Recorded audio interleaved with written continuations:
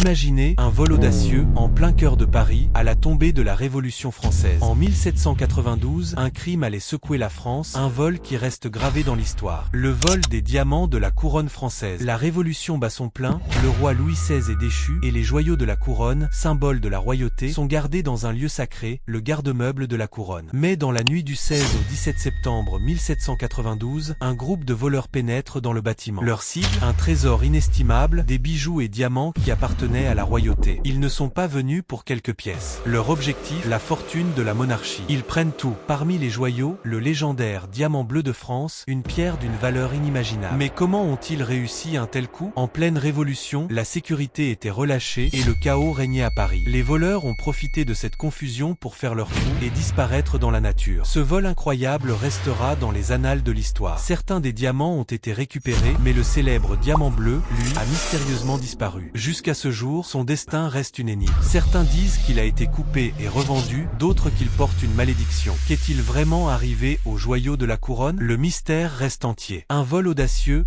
des millions disparus et une légende qui persiste encore aujourd'hui. Qu'en pensez-vous? Est-ce vraiment un simple vol ou une conspiration bien plus grande? La vérité derrière le vol des diamants de la couronne. Qu'en pensez-vous? Laissez un commentaire. Pour d'autres mystères historiques, abonnez-vous et découvrez des histoires fascinantes.